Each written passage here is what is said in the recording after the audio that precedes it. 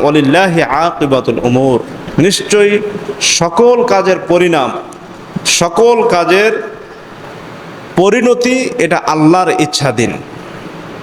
সম্মানিত সুধী মণ্ডলী, তাহলে আমরা বুঝতে পারলাম সালাত গুরুত্বপূর্ণ ইবাদত। সালাত ঠিক থাকলে সমাজ ঠিক থাকে, পরিবার ঠিক থাকে।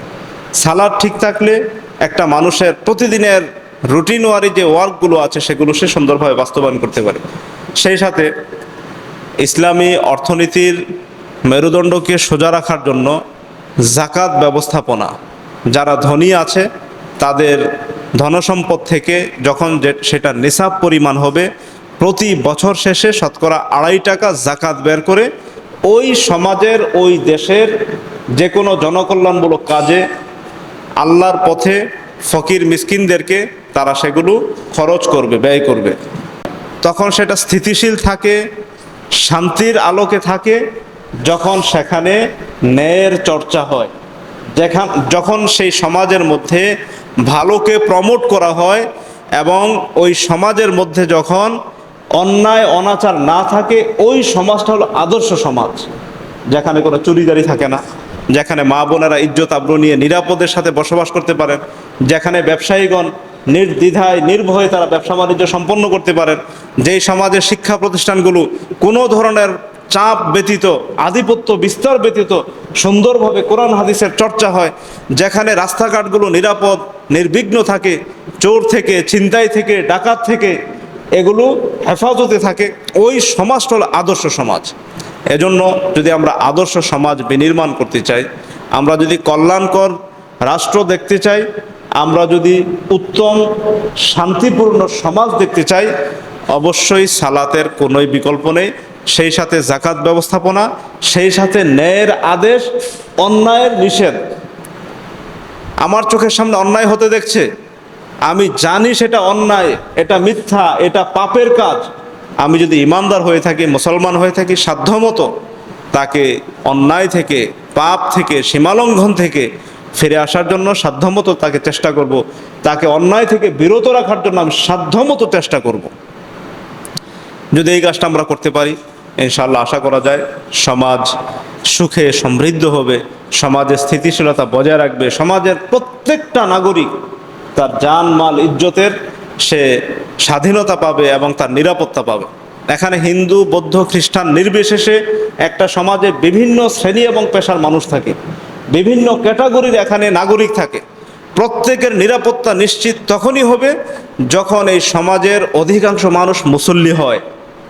যারা ইমানদার, যারা মুমিন মুসলমান, তারা যখন সালাত আদায়কারী হয়, জাকাত আদায়কারী হয়, অন্যায়কে প্রশ্রয় না দেয় এবং ন্যায়ের পথে থাকে, সত্যের পথে থাকে, মানুষের অধিকারের পক্ষে থাকে, নিশ্চয়ই আল্লাহ রাব্বুল আলামিন তাদেরকে শান্তির সাথে বসবাস করার সেই পরিবেশ দান করেন। সম্মানিত সুধী মণ্ডলী, এবার আমরা চলে আসি সূরা নূর এর 55 এবং 56 নম্বর আয়াত। আল্লাহ রাব্বুল আলামিন ইরশাদ করেছেন, ওয়া'আদাল্লাহুল্লাযীনা আমানু মিনকুম ওয়া আমিলুস সালিহাত লা ইস্তাখলিফান্নাহুম ফিল আরদি কামা ইস্তাখলাফাল্লাযীনা মিন ক্বাবলিহিম ওয়া লা ইউমাক্কিনান্না লাহুম দীনাহুমুল্লাযী ইরতাদা লাহুম ওয়া লা ইউবাদদিলান্নাহুম মিন বা'দি খাউফিহিম আমনা ইয়া'বুদুনানি ওয়া লা ইউশরিকুনা বি শাইআ ওয়া মান কাফারা বা'দা যালিকা ফাউলাইকা হুমুল ফাসিকুন ওয়া আকিমুস সালাহ ওয়া আতুজ যাকাহ ওয়া আতিউর রাসূলা লাআল্লাকুম তুরহামুন। দুইটা আয়াতে বিস্তারিত আল্লাহ রাব্বুল আলামিন আমাদের সাথে একটা চুক্তি, একটা অঙ্গীকার তিনি আমাদেরকে দিয়েছেন। অঙ্গীকার দিয়েছেন কে? আল্লাহ রাব্বুল আলামিন।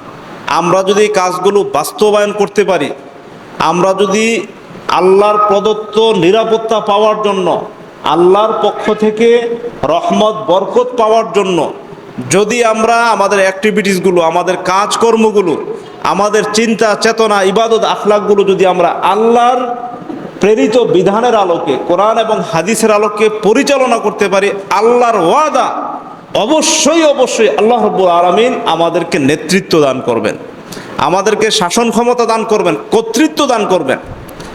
কাজটা হলো কি? আল্লাহ বলছেন ওয়া'দাল্লাহুল্লাযীনা আমানু মিনকুম, তোমাদের মধ্যে যারা ঈমানদার আল্লাহ তাদেরকে ওয়াদা দিয়েছেন। আল্লাহ কিন্তু বেঈমানকে ওয়াদা দেয় নাই। আল্লাহ কিন্তু অসৎ, অসভ্য, চোর, বাটপার, লুটেরাকে ওয়াদা দেন নাই। আল্লাহ কিন্তু নাস্তিক, মুরতাদকে কোনো ধরনের ওয়াদা এবং অঙ্গীকার তিনি প্রদান করেন নাই। আল্লাহ রাব্বুল আলামিন অঙ্গীকারবদ্ধ হয়েছেন ঈমানদারদের সাথে, আল্লাযীনা আমানু মিনকুম, তোমাদের মধ্যে যারা ঈমানদার, যারা বিশ্বাসী, আল্লাহ এবং তার রাসূলকে বিশ্বাস করে নিয়েছো, কি করবেন? ওয়া আমিলুস সলিহাত, ঈমান আনার পাশাপাশি তারা কি করে? যাবতীয় সৎকর্মসমূহ বাস্তবায়ন করে, যাবতীয় কল্যাণকর কাজ, আমলে সালেহ, নেকির কাজ যারা সম্পাদন করে, বাস্তবায়ন করে, নিয়মিত সালাত আদায় করা, নিয়মিত যাকাত দেওয়া, নিয়মিত মানুষের কল্যাণে, পরোপকারে নিজেদেরকে ব্রতী রাখা, সাধ্যমতো সমাজের প্রত্যেকটি ভালো কাজে অবদান রাখা ইত্যাদি যত ধরনের ভালো কাজ আছে তারা সেগুলো বাস্তবায়ন করে। আল্লাহ কি ওয়াদা দিয়েছেন? লাইয়াস্তাখলিফান্নাহুম ফিল আরজ, অবশ্যই অবশ্যই তিনি তাদেরকে দুনিয়াতে প্রতিনিধি করবেন। এখানে আল্লাহ লাম তাকিদ এবং আরবি গ্রামার অনুযায়ী নুন তাকিদ, দুইবার তিনি তাকিদ দিয়েছেন, গুরুত্বারোপ করেছেন এবং নিশ্চয়তা বোধক শব্দ তিনি ব্যবহার করেছেন, অব্যয় তিনি ব্যবহার করেছেন। লাইয়াস্তাখলিফান্নাহুম ফিল আরজ, অবশ্যই অবশ্যই তিনি তোমাদেরকে দুনিয়াতে শাসন ক্ষমতা দান করবেন। সুবহানাল্লাহি ওয়া বিহামদিহি, সুবহানাল আযীম। সম্মানিত সুধী মণ্ডলী, বলেন দেখি, আল্লাহ যে ওয়াদা করেন সেটা সত্য না মিথ্যা? সত্য, অবশ্যই সত্য। মিথ্যা হওয়ার কোনো সন্দেহ নাই, সন্দেহের অবকাশও নাই। যদি আমরা এটা মনে প্রাণে বিশ্বাস করতে পারি, আল্লাহ আমাদেরকে নেতৃস্থানীয় বানাবেন, পৃথিবীর খেলাফত প্রদান করবেন, আমাদের কর্মসূচি ঈমানকে একবারে কোরআন হাদিসে যেইভাবে আছে সেইভাবে শানিত করা, ঠিক আমাদের আমলগুলোকে সেইভাবে ঢেলে সাজানো, যেইভাবে আমল করে দেখিয়েছেন সারা পৃথিবীর সমস্ত মানুষের অনুসরণীয় ব্যক্তিত্ব মুহাম্মদুর রাসূলুল্লাহ সাল্লাল্লাহু আলাইহি সাল্লামের আমলের মতো। আমি যদি ঈমান আকীদা পোষণ করি আল্লাহ সর্বত্র বিরাজমান, কখনোই আল্লাহ আমাকে শাসন ক্ষমতা দিবেন না। আমি যদি সালাতের ক্ষেত্রে যাবতীয় জাল জয়ীফ হাদিসের আমল করি, কখনোই আল্লাহ আমাকে খেলাফত দিবেন না। আমি যদি হারামের সাথে, সুদ, ঘুষ, কবিরা গুনার সাথে আমার সম্পৃক্ততা থাকে, কখনোই আল্লাহ রাব্বুল আলামিন আমার হাতে ইসলামী খেলাফতের দায়িত্ব প্রদান করবেন না। অতএব ইসলামী খেলাফত এটা একটা গুরুত্বপূর্ণ জিনিস। এটা পেতে হলে আল্লাহর পথ অনুযায়ী, আল্লাহর গাইডলাইন অনুযায়ী আমাদের জীবনকে পরিচালনা করতে হবে, যে গাইডলাইন দিয়েছিলেন মুহাম্মদ রাসূলুল্লাহ সাল্লাল্লাহু আলাইহি সাল্লাম। সম্মানিত সুধী, আল্লাহ বলছেন শুধু পৃথিবীতে তাদেরকে নেতৃত্বই দান করবেন না, কামাস্তাখলাফাল্লাযিনা মিন ক্বাবলিহিম, ইতিপূর্বে তাদের পূর্ববর্তীদেরকেও যেমন তিনি সারা পৃথিবীর নেতৃস্থানে বসিয়েছিলেন। নবীদের মধ্যে ছিলেন হযরত দাউদ, হযরত সুলাইমান আলাইহিস সালাতু ওয়াস সালাম। সুলাইমান আলাইহিস সালাতু ওয়াস সালাম তিনি নবী ছিলেন এবং সারা পৃথিবীর তিনি বাদশাহ ছিলেন। তিনি পাখিদের ভাষা বুঝতেন, গর্তের পিপিলিকার ভাষা বুঝতেন।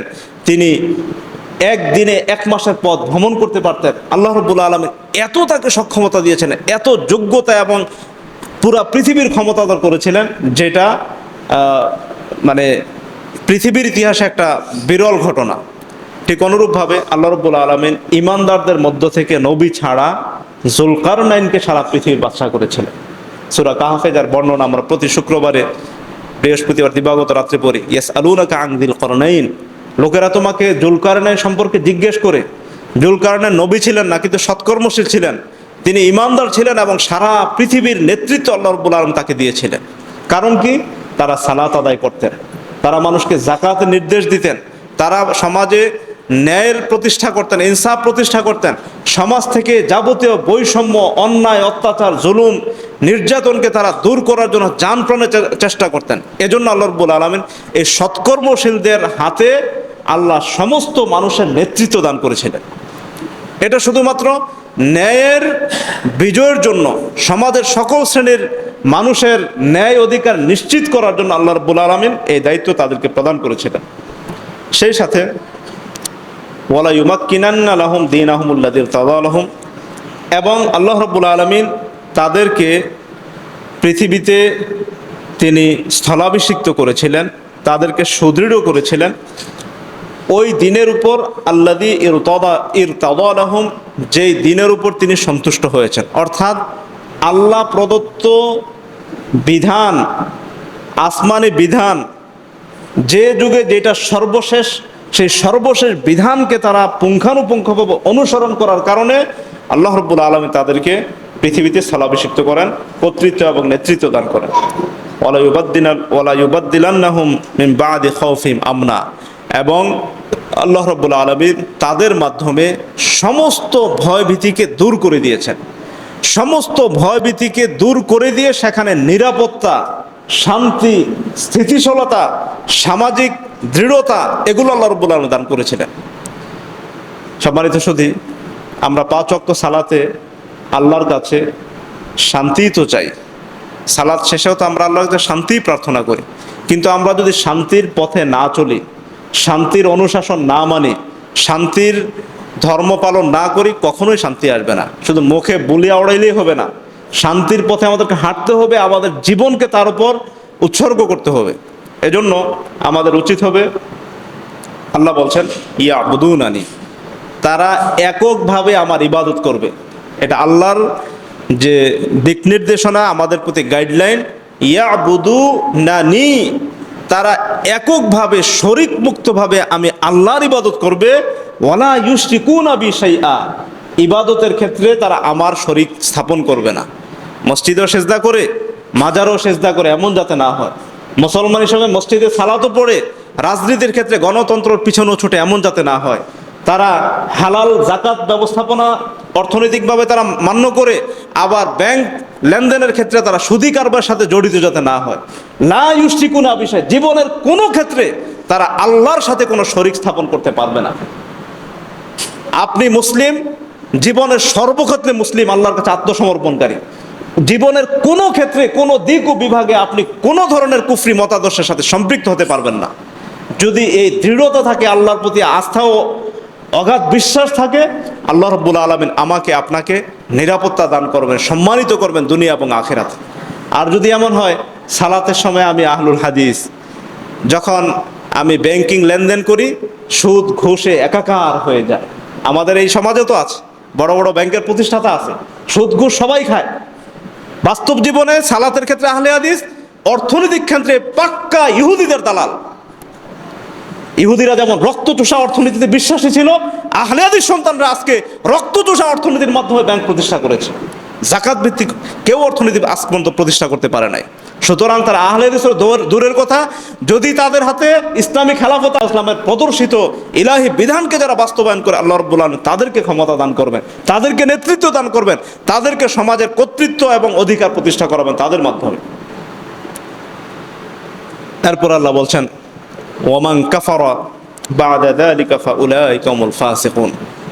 সব কিছু আলোচনা শোনার পরে যারা কুফরি করবে, আল্লাহর বিধানকে অস্বীকার করবে, কোরআন হাদিস থেকে পৃষ্ঠ প্রদর্শন করবে, দূরে সরে যাবে, ফাউলাইকা হুমুল ফাসিকুন, তারাই হলো ফাসিক, পাপাচারী, তারাই হলো গুনাহগার, তারাই হলো পাপিষ্ঠ। সূরা নূরের 56 নম্বর আয়াত আল্লাহ রাব্বুল আলামিন ঈমানদারগণের আরেকটা কর্মসূচি বলেছেন, ও আকিমুস সালাহ, তোমরা সালাত কায়েম করো, তোমরা সালাতকে প্রতিষ্ঠা করো। আপনি ছাত্র, আজানের সময় হয়ে গেছে, উজু করে মসজিদে চলে যাবেন, বা যদি আশেপাশে মসজিদ না থাকে, শ্রেণীকক্ষে বা বিদ্যালয়ের একটা সুবিধাজনক স্থানে আপনারা জামাতে সালাতটা পড়ে নেবেন। আপনি ব্যবসায়ী, আপনি দোকানদার, দোকান ছেড়ে যাওয়ার সুযোগ নাই, দোকানের এক পাশে আপনি সালাতের সময় সালাত পড়ে নিন কর্মচারীদেরকে নিয়ে। সালাত কায়েম আমাকে করতেই হবে।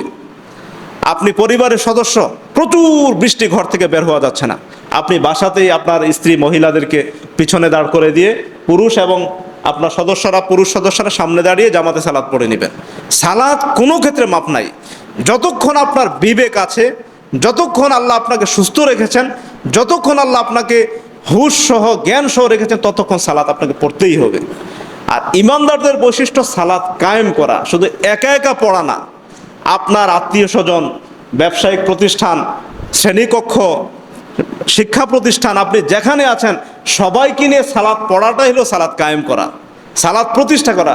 আজান দিল, চুপে চুপে পড়ে চলে গেলাম, কাউকে দাওয়াত দিলাম না, বললাম না, সালাতের পরিবেশ তৈরি করলাম না, এটা কিন্তু সালাত কায়েম নয়।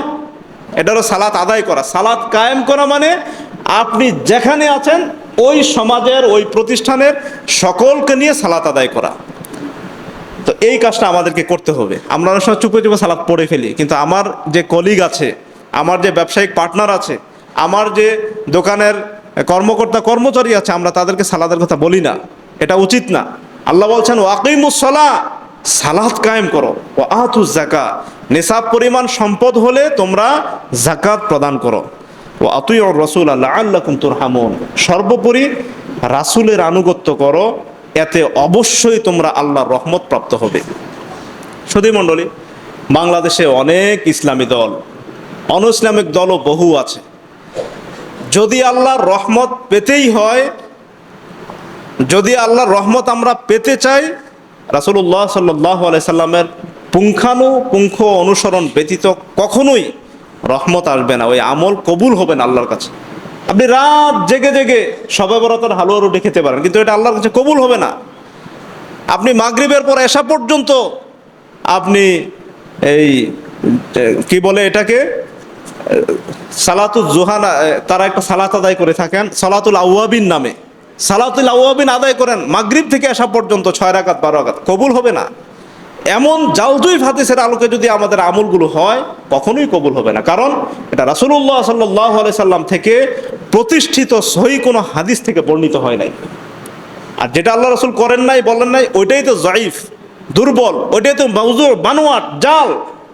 অতএব জাল টাকা যেমন অচল, জাল হাদিসের আলোকে আমল করলো অচল, কোশ্চিনকাল আল্লাহর কাছে এটা মকবুল হবে না, এটা আল্লাহর কাছে কবুল হবে না। সুধী মণ্ডলী, সুতরাং আমরা যদি আল্লাহর রহমতের উপর থাকতে চাই, আল্লাহর বিধানের কাছে আমাদেরকে সাধ্যমতো আল্লাহর বিধানকে মেনে নেওয়ার চেষ্টা করতে হবে ইনশাআল্লাহ। মুহতারাম হাজিরিন, এবার আমরা আসি ইসলামী খেলাফত। এটা অনেক কষ্টে, অনেক ত্যাগ তিতিক্ষার মাধ্যমে এটা প্রতিষ্ঠিত হয়। রাসূলুল্লাহ সাল্লাল্লাহু আলাইহি সাল্লাম নবুয়ত এবং রিসালাতের দায়িত্ব পাওয়ার পরেও হযরত খাব্বাব ইবনুল আরাত রাদিয়াল্লাহু তাআলা আনহু একদিন কাবা ঘরের চত্বরে রাসূলুল্লাহ সাল্লাল্লাহু আলাইহি সাল্লাম তার চাদরটাকে ভাঁজ করে বালিশের মতো বানাইয়ে তিনি কাবা ঘরের ছায়াতে শুয়ে আছেন। এই অবস্থায় হযরত নির্যাতিত মাজলুম সাহাবী খাব্বাব ইবনে আরাত তিনি আল্লাহ রাসূলের কাছে এসে বলেন, আলা তাস্তানসিরুলানা, আলা তাস্তানসিরুলানা, আলা তাদউল্লাহ লানা, হে আল্লাহ রাসূল, আপনি কি আমাদের জন্য আল্লাহর কাছে সাহায্য চাইবেন না? হে আল্লাহ রাসূল, আপনি কি আমাদের জন্য একটু খালিসভাবে দোয়া করবেন না? রাসূল সাল্লাল্লাহু আলাইহি ওয়াসাল্লাম উঠে বসলেন, রাগান্বিত হলেন। তার চেহারা রাগে অগ্নিশর্মায়, মনে হচ্ছে যে তার গালগুলো থেকে রক্ত টপ টপ করে পড়ছে। এবার রাসূল সাল্লাল্লাহু আলাইহি ওয়াসাল্লাম খাব্বাবকে বলছেন, হে খাব্বাব, ধৈর্য ধারণ করো, ধৈর্য ধারণ করো। বিগত নবী রাসূলদের যুগে এমনও ঘটনা আছে, মাথার উপরে তাদেরকে করাত দিয়ে চিরে দ্বিখণ্ডিত করা হয়েছে। মৃত্যুবরণ করার পরেও তাদের শরীর থেকে, হাড্ডি থেকে চামড়া এবং রক্ত, গোশত, শিরা উপশিরা টেনে ছিঁড়ে বের করা হয়েছে। তথাপিও তো তারা দিন থেকে বিচ্যুত হয় নাই।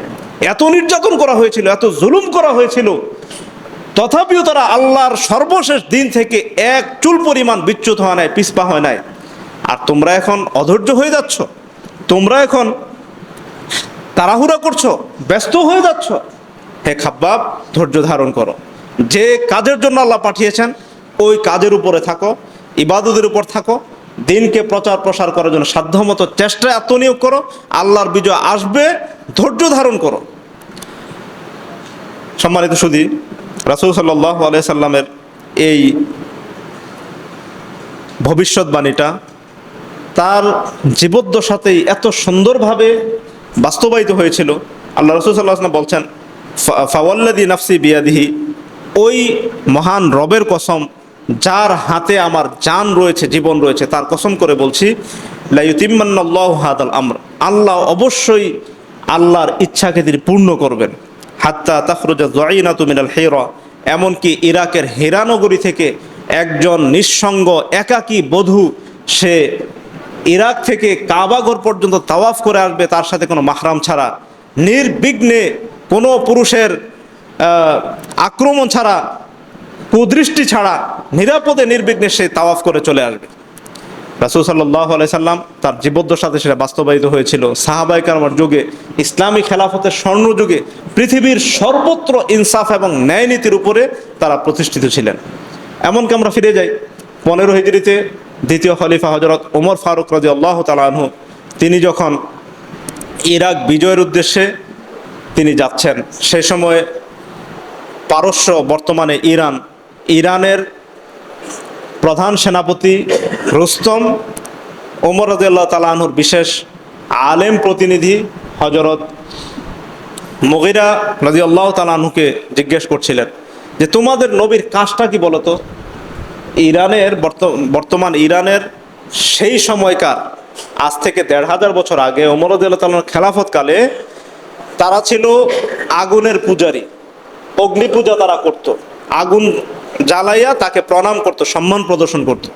এই অগ্নি পূজারীরা মুসলমানদের ওমর রাদিয়াল্লাহু তাআলা আনহুর বিশেষ আলেম প্রতিনিধি মুগীরা রাদিয়াল্লাহু তাআলা আনহুকে বলছেন, তোমাদের যে আমির যে কথাটা বলেন, খলিফা যে কথাটা বলেন, সেটা মূল উদ্দেশ্যটা কি?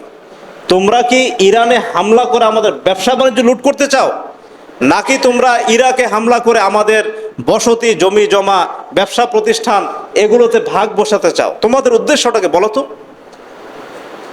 এবার সাহাবী মুগীরা বলছেন, আমাদের যে নবী আল্লাহ পাঠিয়েছিলেন, তিনি দাওয়াত দিয়েছিলেন আল্লাহর সাথে ইবাদতে যাতে কারোর সাথে অংশীদার স্থাপন না করা, শরিক স্থাপন না করা হয়। আমরা যাতে চুরি না করি, আমরা যাতে ডাকাতি না করি, আমরা জেনা ব্যভিচার না করি, দুনিয়াবি কোনো উদ্দেশ্য নাই। আমরা যে দাওয়াত নিয়ে আসছি এটার উদ্দেশ্য হলো একমাত্র আখিরাত।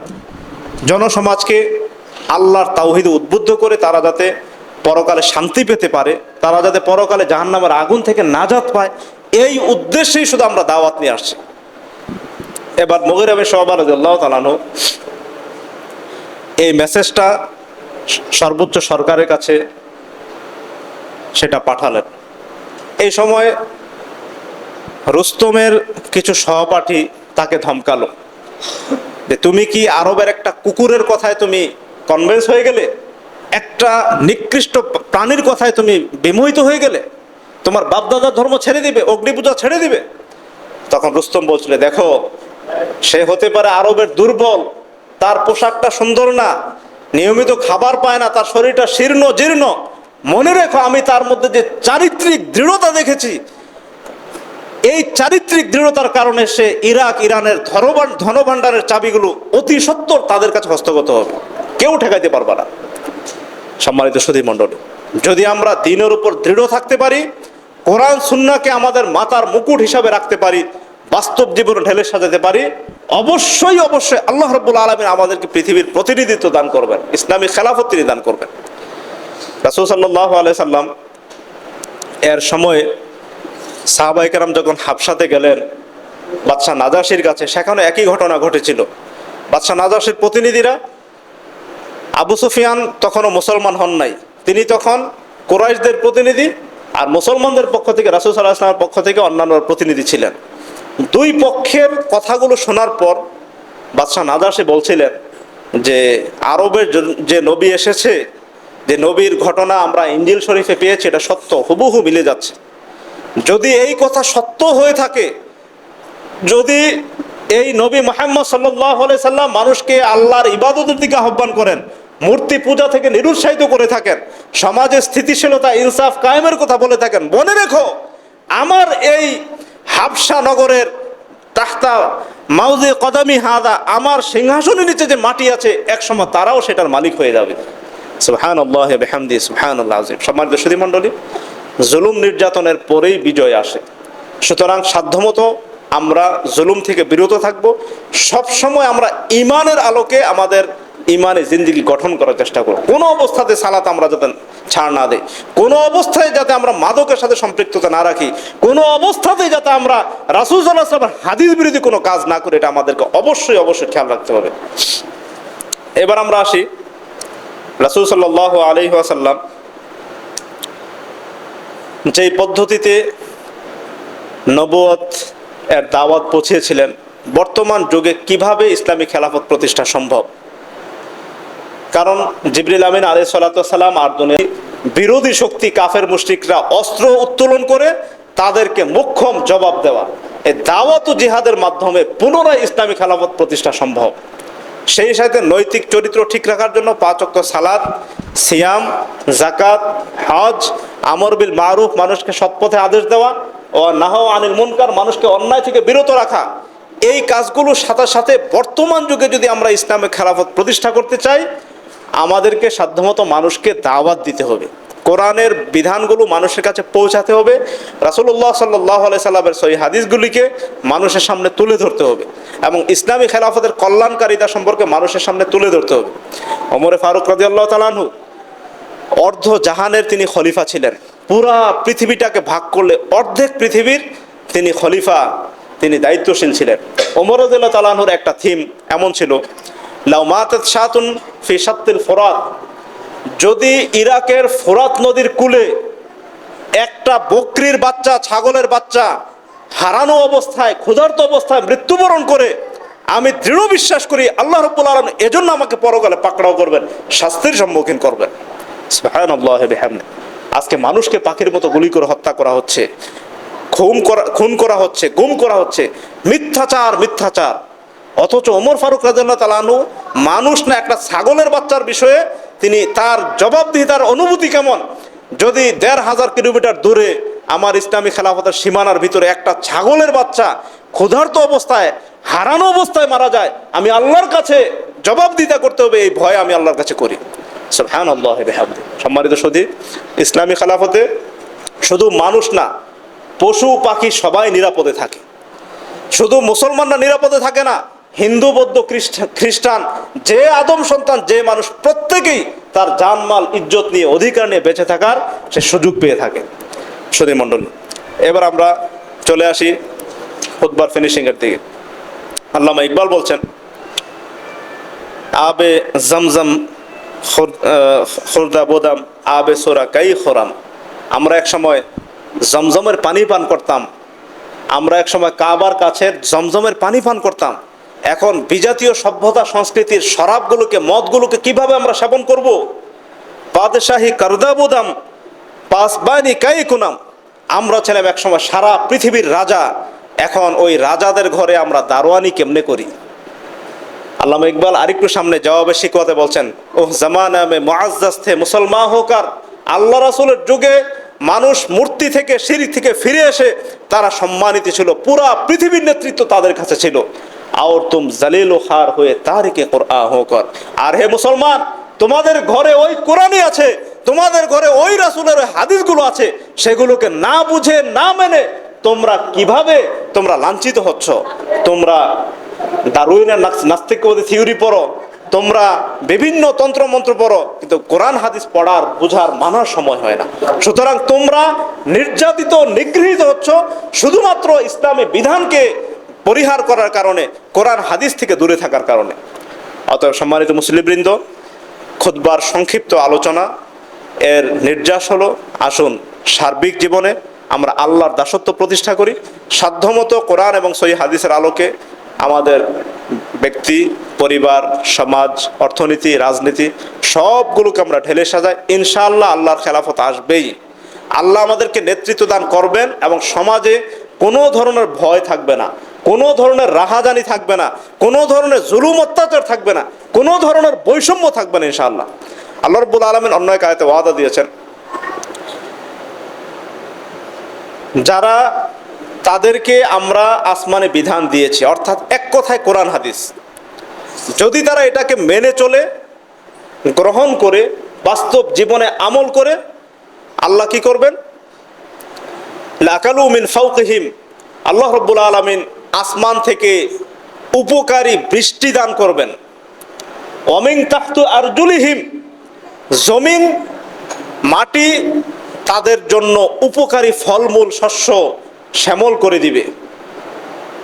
যদি আমরা আল্লাহর বিধান কায়েম করি, যদি আমরা কোরআন হাদিসের পথে ফিরে আসি, অবশ্যই আল্লাহ রাব্বুল আলামিন আমাদেরকে ধনে, জনে, অর্থ সম্পদে, দুনিয়াতেও আমাদেরকে সম্মানিত করবেন, পরকালে আমাদেরকে সম্মানিত করবেন। অবশ্যই জান্নাত দিয়ে তিনি আমাদেরকে উচ্চ সম্মানিত করবেন। আল্লাহ বলছেন মিনহুম উম্মাতুম মুক্তাসিদা, অল্প সংখ্যক আছে আল্লাহর বিধানকে মানে, ওয়া কাসীরুম মিনহুম সাআ মা ইয়াহকুমুন, অধিকাংশ মানুষ, বেশিরভাগ মানুষ ফাসেক, গুনাহগার, পাপাচারী। এজন্য সমাজে আল্লাহর রহমত আসে না, এজন্য সমাজ থেকে বরকত উঠে যায়, এজন্য সমাজে স্থিতিশীলতা আসে না। অতএব সম্মানিত উপস্থিতি, আমরা যদি সাধ্যমতো জীবনের প্রত্যেকটি দিক ও বিভাগে কোরআন এবং সহিহ হাদিসকে মেনে নেওয়ার একটা মানসিকতা তৈরি করি, এতে আমার চাকরি চলে যায়। আমাদের দেশের অনেক ঔষধ কোম্পানি আছে, ঔষধ কোম্পানিতে কাজ করতে গেলে এমন অনেক কোম্পানি আছে দাড়ি রাখা যায় না, দাড়ি শেভ করতে বাধ্য করা হয়। যদি আমার সুন্নতের উপর থাকতে গিয়ে আমার চাকরি যায়, পরিবার যায়, দেশ থেকে বিতাড়িত হয়, কশ্চিনকালে আমি বাতিলের সাথে আপোষ করব না। এই যদি মেজাজ এবং মানসিকতা থাকে, আল্লাহর রহমত আসবেই আসবে ইনশাআল্লাহ। হয় টুডে নয় টুমরো, আসবেই আসবে, অথবা আমার মৃত্যুর পর আসবে। কিন্তু আমাদেরকে কখনোই শয়তানের সাথে আতাত করা যাবে না, আপোষ করা যাবে না। ঈমানের উপর, কোরআন এবং সহিহ হাদিসের উপর ঐক্যবদ্ধ থেকে সাধ্যমতো আমরা আমাদের আমলগুলোকে আঞ্জাম দেব। আল্লাহ রাব্বুল আলামিন ইসলামী খেলাফতে আমরা যাতে অবদান রাখতে পারি, আহলে হাদিস আন্দোলন বাংলাদেশ আহলে যুব সংঘ সেই পদ্ধতিতে 1978 সাল থেকে সাংগঠনিক কার্যক্রম কাজ করে যাচ্ছে। আমরা যাতে কোরআন ও সহিহ হাদিসের আলোকে প্রত্যেকটা মানুষের অধিকার নিশ্চিত করতে পারি, আমরা যাতে সাধ্যমতো কোরআন এবং সহিহ হাদিসের বিশুদ্ধ দাওয়াতটা সমাজের বুকে দিতে পারি, আল্লাহ আমাদের সবাইকে সে তৌফিক দান করুন। আল্লাহুম্মা আমিন। ওয়া আখিরু দাওয়ানা আনিল হামদুলিল্লাহি রাব্বিল আলামিন।